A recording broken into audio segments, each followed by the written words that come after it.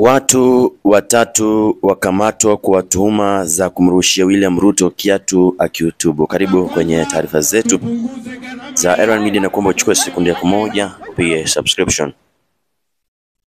Rais William Ruto aliponea chupuchupu baada ya kurushiwa kiatu alipokuwa akihutubia hadharani Kehancha, Kuria Magharibi. Washukiwa watatu wanaohusishwa na tukio hilo walikamatwa huku polisi wakishuku sababu za kisiasa na ushindani kati ya wabunge wa eneo hilo. Hapo awali Erwan Media iliripoti kwamba waliokamatwa katika eneo la tukio waliachiliwa kwa amri ya Ruto huku uchunguzi kuhusu mhusika mkuu ukiendelea. Rais ambaye alikuwa akihutubia mkutano mjini Kehancha kuhusu kupunguza gharama ya pembejeo za kilimo alizubaa kwa muda akiwa ameshtuka waziwazi, huku maafisa wa usalama wakikimbilia kuhakikisha jukwaa liko salama.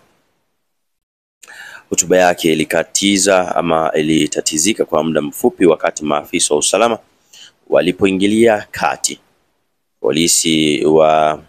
Baada ya tukio hilo, polisi wa Kuria Magharibi walidhibitisha kukamatwa kwa watu watatu wanaohusika katika tukio ambalo limeelezewa kama kitendo cha kusikitisha. Polisi wanaamini kuwa tukio hilo huenda lilichochewa kisiasa.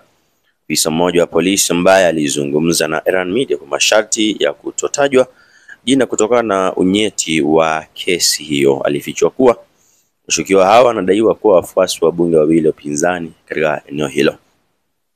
Aidha, alielezea kuwa uchunguzi bado unaendelea na kwamba kunatarajiwa kukamatwa kwa washukiwa zaidi.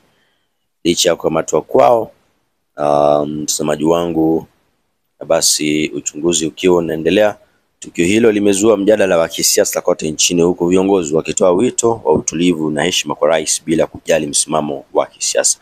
Hizo taarifa za hivi sasa, nitakuwa narejea na matukio mengine zaidi. Usikwende mbali. Hii ni Erwan.